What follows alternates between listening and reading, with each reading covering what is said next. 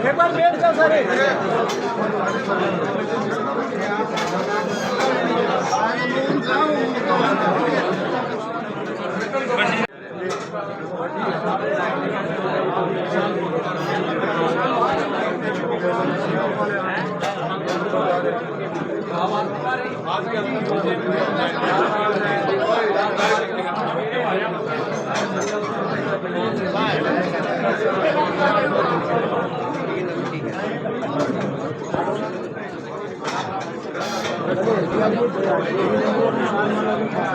बुला दिया।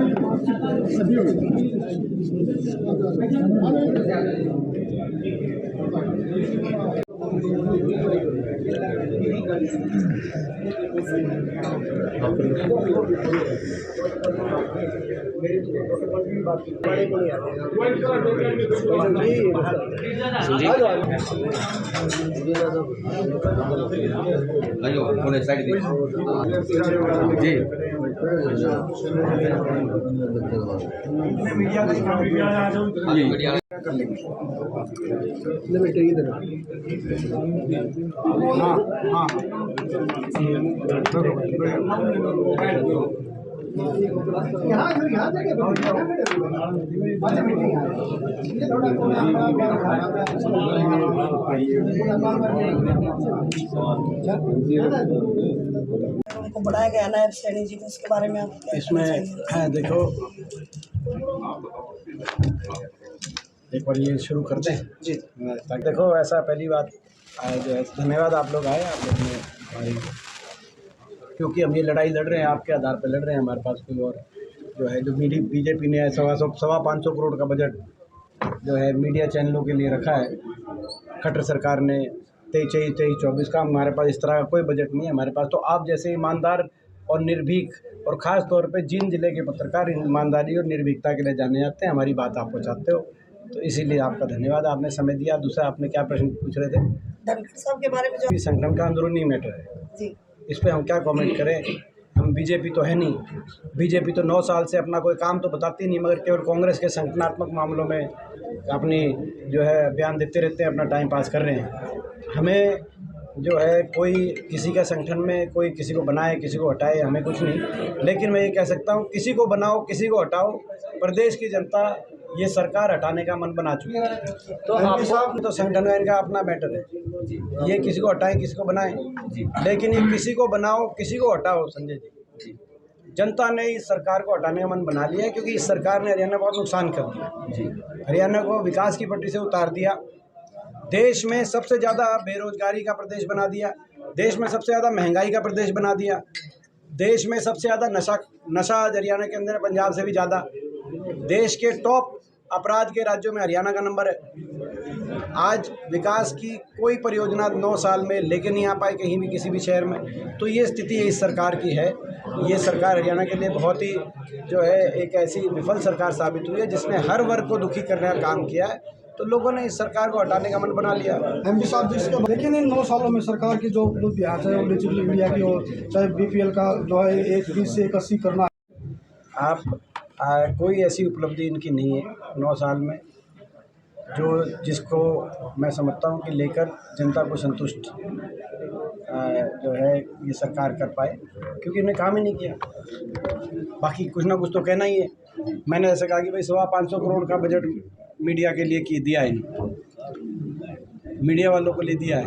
आप लोगों के में से कितने, मैं नहीं मानता, मगर ये मीडिया के बड़े जो हाउसेज हैं उनको अपने पक्ष में करने के लिए बजट खर्चा किया जाए, ये उपलब्धि जरूर इनकी मान सकते। चलो, आपको लगता है जो और कई चीज़ हम मानते हैं सरकार की उपलब्धि है, बेरोजगारी में नंबर 1 बना दिया हरियाणा को।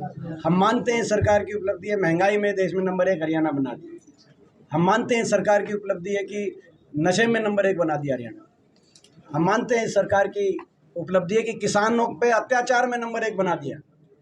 हम मानते हैं इन सरकार ने अपने ही नागरिकों पे लठ बरसाने में नंबर 1 बना दिया। कोई वर्ग ऐसा नहीं छूटा इस पर लठ नहीं बरसाया सरकार ने जी। तो आज ये कहने का मतलब तात्पर्य ये है, ये नहीं कि इन्होंने कुछ काम नहीं किया, इन्होंने तो काम बिगाड़ दिया हरियाणा का। आज मैं सरकार से आज मैंने 9 सवाल पूछे हैं, उनकी डिटेल मैं आपके बीच में नहीं रखना चाहूँगा, लेकिन आपको प्रेस नोट जो है वो आप लोगों को भी सर्कुलेट करा देंगे ताकि आप भी उस प्रेस नोट में बताएं सरकार ने 9 साल में किया क्या। 60,000 करोड़ से बढ़ाकर 4 लाख करोड़ तक का जो कर्जा चढ़ा है। कोई 1 इंच मेट्रो हरियाणा के अंदर सरकार ने, कोई इंच रेल की लाइन बिछी हो, कोई एक नया थर्मल का कारखाना बनाया हो, कोई बड़ा विश्वविद्यालय स्थापित किया हो, कोई एक बड़ा औद्योगिक केंद्र, कोई IMT हरियाणा के अंदर इस सरकार ने स्थापित की हो, कोई एक भी बड़ा कार्य बताए तो हम माने कि भाई ठीक है। हमारे समय जो है 260 किलोमीटर की रेल की लाइन बिछी थी, जिसमें जींद से दिल्ली की रेल की लाइन भी शामिल है। हमारे समय 81 किलोमीटर की मेट्रो गुड़गांव, फरीदाबाद और भादुगढ़ को जोड़ने के लिए हरियाणा में विस्तार हुआ था, इन्होंने एक खंभा भी मेट्रो का बनाया हो। हमारे समय 4 थर्मल के कारखाने, एक एटॉमिक का कारखाना, और जो है मैं समझता हूँ लगभग 1 लाख करोड़ की लागत से ये जो है बिजली के उत्पादन के ये कारखाने लगाए गए थे हरियाणा में। वो एक भी लगाया, कोई बड़ा कोई परियोजना बताए, कोई काम बताए, विकास कुछ किया नहीं। आज स्थिति ऐसी आ गई कि हरियाणा का नौजवान बेरोजगारी के कारण डिप्रेशन में है। आज 13,000 पोस्ट निकली ग्रुप डी की, ये 5 साल निकालते नहीं और जले पे नमक छिड़कने के लिए आखिरी साल में निकालते हैं। पिछली बार भी ये किया, इस बार भी ये किया। 13,000 पोस्ट पे 14 लाख फॉर्म भरे गए। किसी प्रदेश में इतनी भयावह स्थिति बेरोजगारी की नहीं अगर है तो हरियाणा के अंदर एक खट्टर सरकार की देन है। और अब ये नारा कुछ और हो गया, खर्ची पर्ची नहीं, अब ये नारा हो गया कि भाई खर्चा करो और पर्चा आउट करो। खर्चा करके पर्चा आउट कराओ। पेपर लीक हो गए 20 बार, HPSC के दफ्तरों के अंदर लाखों करोड़ की बरामदगी हो गई। 3 करोड़ की बरामदगी हुई, 90 लाख तो दफ्तर के अंदर मिले। लगातार पेपर लीक, वैसे तो कोई लिस्ट ही नहीं आती, लेकिन कोई लिस्ट आती है तो हरियाणा से ज़्यादा हरियाणा के बाहर के नौजवान, आज मैंने पूरा ब्यौरा दिया, लगातार मैं दे रहा हूँ। क्या किसी और प्रदेश में ऐसा स्वीकार्य है? राजस्थान में जो उनके BD कल्ला जो मंत्री थे, उन्होंने खड़ा होकर कह दिया कि केवल 1% से कम RPSC के माध्यम से राजस्थान के बाहर के नौजवान लगे। लेकिन हरियाणा के अंदर आप सारी भर्तियां देखो।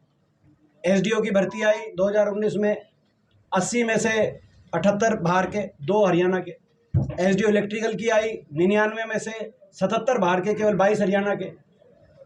अभी जो है उसकी असिस्टेंट प्रोफेसर्स की लिस्ट, टेक्निकल की लिस्ट आई 156 में से 103 बाहर के, केवल 53 हरियाणा के, 53। तो ये लंबी लिस्ट है। ये स्थिति है।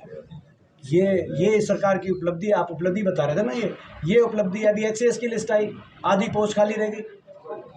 तो हरियाणा के इससे कि वो कहती है कि मेरिट पे भर्तियां करा रही है, ये कह रही है ना सरकार। तो मेरिट में हरियाणा के नौजवान क्यों नहीं आ पा रहे? तो क्या आपकी शिक्षा प्रणाली इतनी विफल हो गई सरकार के समय? जो हरियाणा UPSC में मेरिट में आता है हरियाणा नौजवान, वो हरियाणवी नौजवान हरियाणा के जॉब्स के अंदर मेरिट पे नहीं आ पा रहा। तो ये क्या है? या तो ये मेरिट का ढकोसला है। मेरा ये आरोप है सरकार पे कि भ्रष्टाचार, बाहर के प्रदेशों से पैसे लेने का काम किया जा रहा है। खर्चा दो और पर्चा आउट कराओ। और ये CT का इम्तिहान जो हुआ था, इसका भी पेपर आउट हुआ है। और इससे पहले वेटनरी का जो हुआ था उसका भी पेपर आउट हुआ है। वेटनरी सर्जन का जो हुआ है उसका भी पेपर आउट हुआ है। और वो प्रूफ के साथ मैंने कहा इसका अपना पेपर आउट हुआ है वेटनरी सर्जन का, आप इसका पेपर दोबारा कराओ। ADO की 650 पोस्ट निकली, जिसमें से 24 हरियाणा के निकले लगाए। लगभग जो है उसमें 550 से ज़्यादा पोस्टें तो खाली रहेगी, मगर हरियाणा केवल 50 लगे, 50 में से 24 हरियाणा है। 650 ADO की पोस्ट में से आप अंदाज़ा लगा सकते हो। एग्रीकल्चर महकमे की पोस्ट है एग्रीकल्चर डेवलपमेंट ऑफिसर। आप इमेजिन करो कि भाई वहाँ पे हरियाणा की एग्रीकल्चर, हरियाणा के नौजवान अगर असक्षम है समझने में, ये जो ऐसी हिसार विश्वविद्यालय, ऐसे विश्वविद्यालय हैं, कृषि विश्वविद्यालय, वहाँ से निकले हुए ग्रेजुएट उनके लिए वो हैं, तो फिर क्या है? मैं आपको बता रहा हूँ, सरकार आपको दे सकती है कि भाई थोड़ा बहुत आपको कुछ सब्सिडी दे सकती है, लेकिन वो सरकार की सब्सिडी से आपका चैनल बैठ जाएगा। मैं बता रहा हूँ, क्योंकि आप केवल सरकार की दिखाएंगे तो 9 व्यू, और ये मेरे पर्सन दिखाओगे तो आपको 90,000 व्यू। 9 सवाल, और ये आपको भी प्रेस नोट हम दिलवाएंगे, प्रेस कॉन्फ्रेंस मैंने करी थी। मैंने एक केवल शिक्षा पे किया है कि शिक्षा तंत्र का भट्टा बैठाने वाली सरकार, उच्च शिक्षा स्तर पे जो रैंकिंग आई HRD मिनिस्ट्री की, आपने देखा होगा पहली बार 100 टॉप इंस्टीट्यूशंस में से एक भी हरियाणा का नहीं आया। 2014-15 में 7 हरियाणा की यूनिवर्सिटी थी, कुरुक्षेत्र यूनिवर्सिटी भी थी, रोहतक यूनिवर्सिटी भी थी, हिसार यूनिवर्सिटी भी थी। हरियाणा का एक इंस्टीट्यूशन नहीं आया टॉप में।